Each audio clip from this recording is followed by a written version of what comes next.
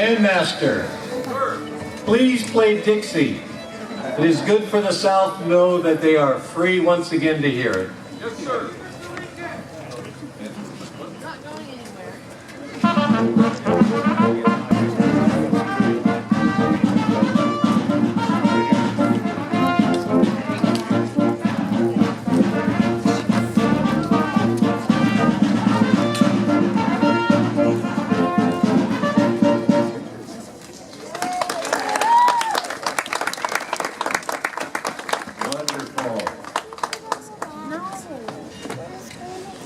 On a desk in my office at that big White House, in a stack of letters, was an invitation to an event.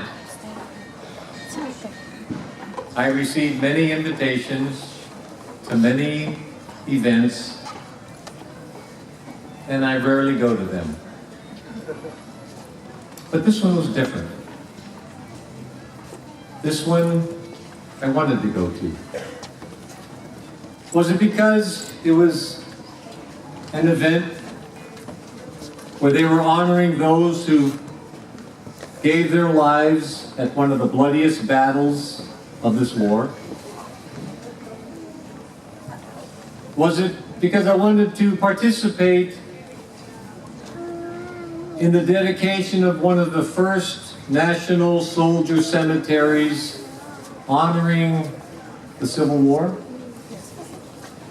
Was it because I wanted to hear their main speaker, Edward Everett, a renowned orator, a past governor of Massachusetts, an ambassador, a dean to a college? Well, it was all of these and more.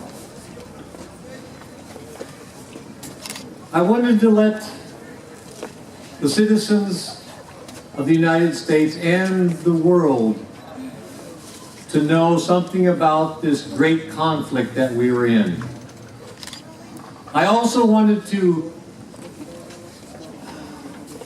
offer congratulations and consolation to those who were affected by this great war. And here we are. On this ground in early July of this year, 1863, history was made.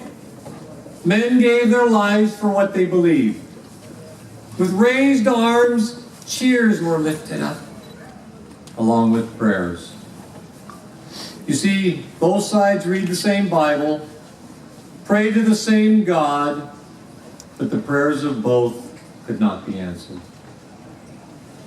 And for now, the cannons are silent, the muskets have all been stacked aside. There's a solemn presence blanketing these few acres here, like an early morning fog. The earth beneath our feet is quietly shouting. Here lies a soldier, a comrade, a hero. Here lies a father, a brother, a son.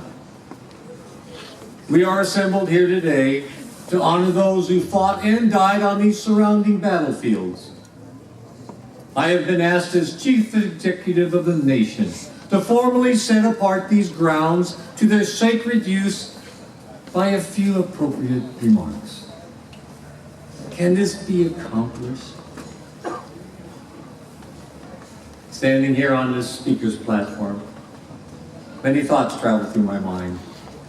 And as I gaze out over the rolling hills, the gentle valleys, the grasses blowing in the breeze, I can see the markers, the mounds of earth, the wooden boxes. Can there be an explanation for such a scene? Can there be comfort for all the sorrow? Can there be an answer to the many questions? What do you tell a mother to ease the pain of her son not coming home? What words do you use for a wife whose husband won't be returning to her? How do you explain to a young child that her father won't be there to see her grow? How do you relate that it was for the right reason? That it was for freedom? That it was to preserve the Union? What words do you utter? What letters do you write?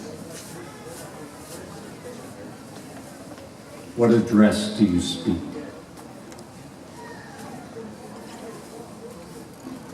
Fourscore and 7 years ago, our fathers brought forth on this continent a new nation, conceived in liberty and dedicated to the proposition that all men are created equal.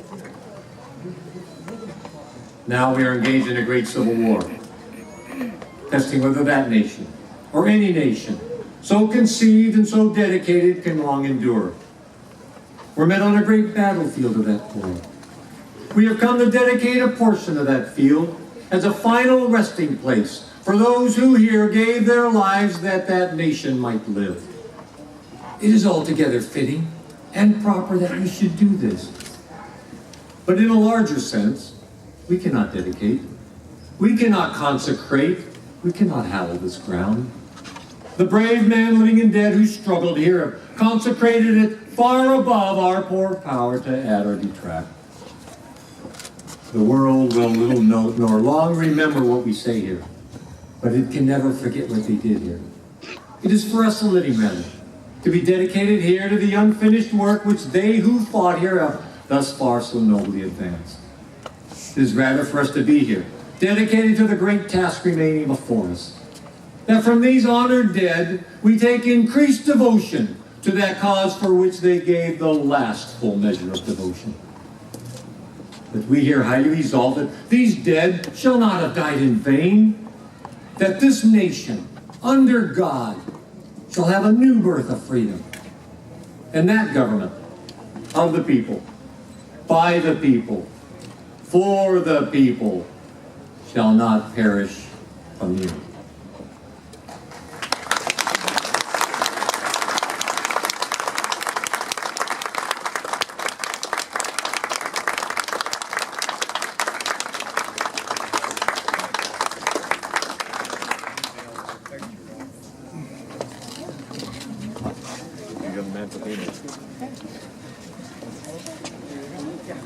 You're not going to sing a song? Hard to follow that act.